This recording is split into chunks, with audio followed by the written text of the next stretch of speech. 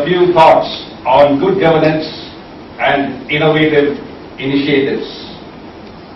A few of the small things that have been attempted in the past 3 decades or so of my service in Tamil Nadu Police.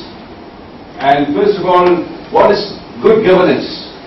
Good governance, as you can see, is the opposite of what we usually encounter in our country. Social exclusion, inefficiency, red tape, corruption. And the best principles of good governance are contained in acronym BEST. B for bridge building, E for empowerment, S for service commitment, and T for transparency.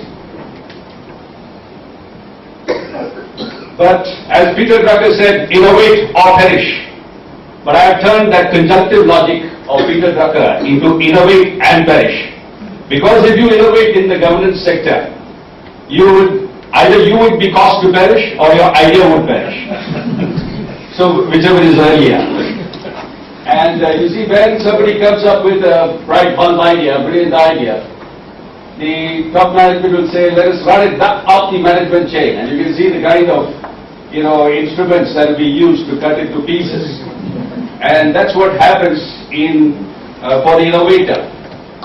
Now, what is an innovative idea? It needs to be useful, it needs to be cost effective, it needs to be simple, and it should be easily understood. So it's a tall order to get an innovation together. But what's the philosophy of good governance? Nobody has put it better than a man called James Yan, or Jimmy Yan, a Chinese immigrant who persecuted in China, went to the Philippines and did a hugely successful literacy campaign. His passion for innovation and good governance was in the realm of literacy. And he felt that educating the people is the greatest service that he can do. For the information of Mayappan, education is what people do for you. Learning is what you do to yourself. And I would request you to focus on learning. And most of the learning you will find in Cambridge, as I did at LSE, would not be in classrooms, but walking down the streets of Cambridge, walking in the streets of London. And Jimmy Yang said this: go to the people, live among them, learn from them, love them, serve them, plan with them, start with what they have, build on what they have. Not a showcase, but a system pattern. Not to conform, but to transform. So what you learn should not condition you, but rather it should spark you. It should spark you to think of how can I do it better? How can I change things? And when I joined the police, this was the question that I asked myself. That I know that the police has a deeply negative image. How do I transform that image? I kept asking myself that question a million times.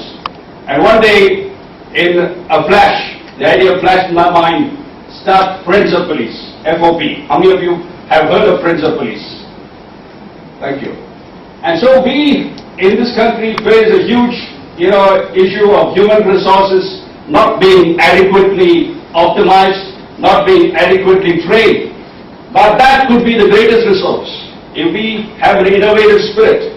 And that's why when you go out to Cambridge, you got to think about what can you do best back home that could transform the legal regime, that could make it more crime-friendly, people-friendly. Because as they say, the law is an ass, because it doesn't change. And education is all about changing an ass into an asset. And you're already half an asset. Only the rest needs to be done. And the absence of good governance leads to issues like this of extremism and regionalism, of division, of inequality. And you see now what is happening, the crisis of ISIS, one of the greatest, man-made crisis, because of the vacuum caused by leaders, global leaders. And that's all a sign that people have not understood what is the purpose of governance. What is the purpose of governance? Is it just to be in seats of power, just to justify one's existence in power, but is it to deliver good service? Is it to deliver good governance? So the best principles I've explained, and here you see an example of it. A young man called Armstrong Pammy.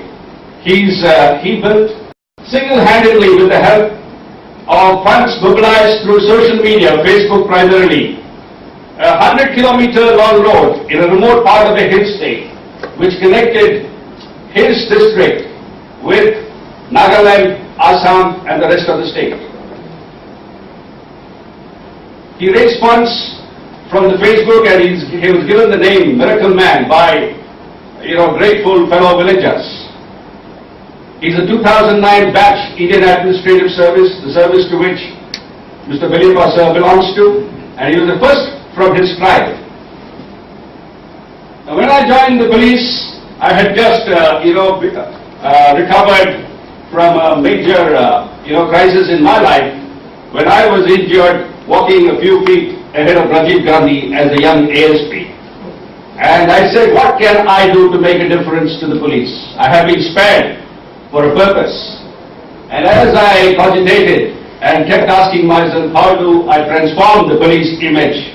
How do I transform the working of the police? This idea flashed, the FOP of Friends of Police.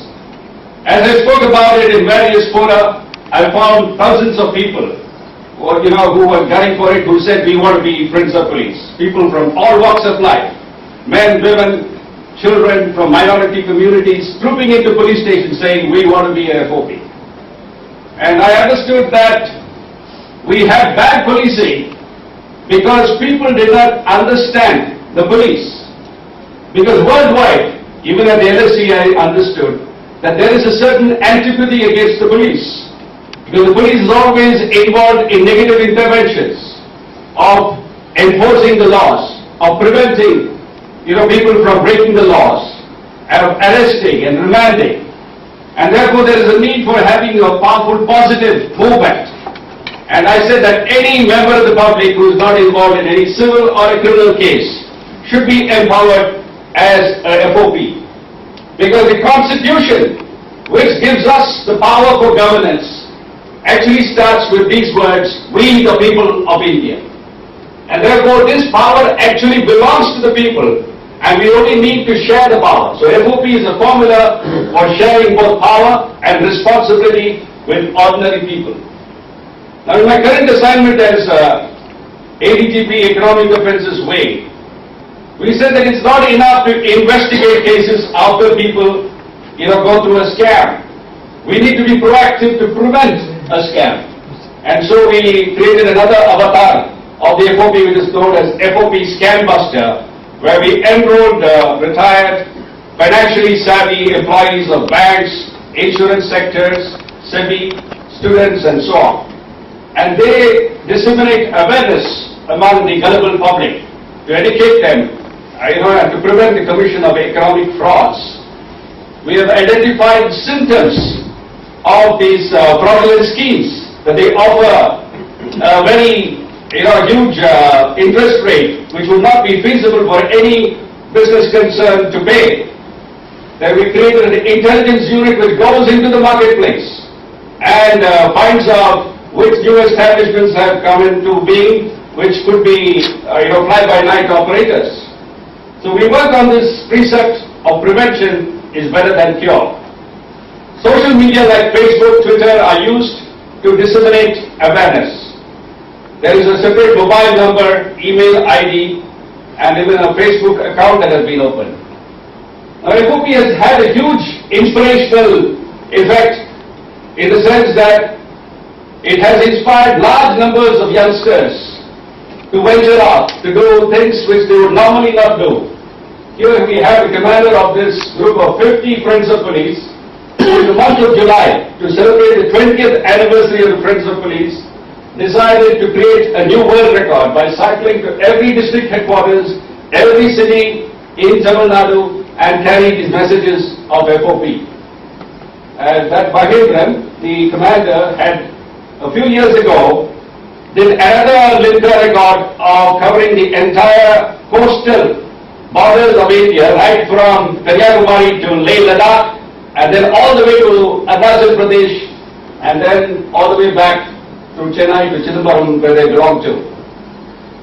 So this shows the kind of, inspiration that government service can provide to citizens if we share power with people.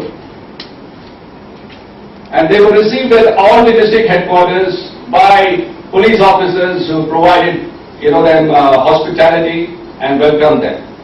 Now, you would have read in the news recently or just yesterday that some 6 tea shop owners have been arrested for providing tea in, deficient tumblers or in a different glass.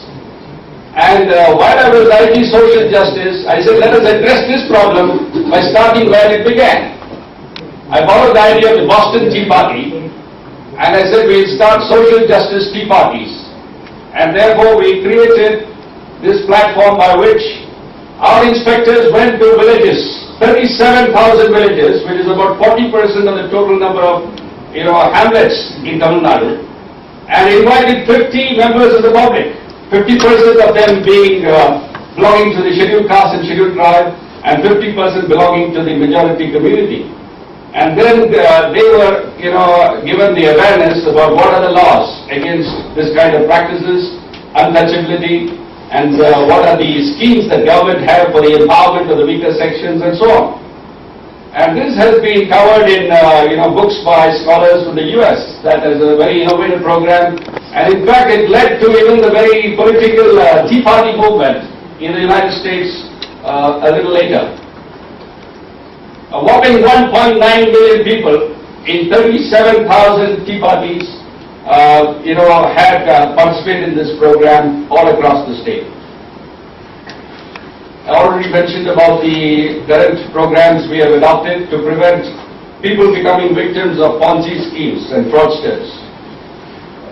In addition to this, I have a passion for innovation thanks to probably the exposure that I had and which you're going to have now in Cambridge when I went to LSE, of trying to bring together academic concepts and practice, which you said is your dream.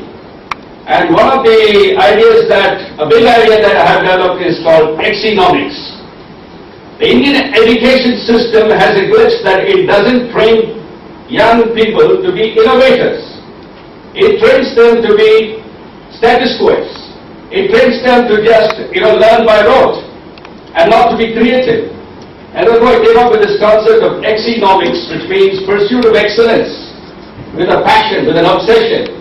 And automatically the nomics meaning numbers.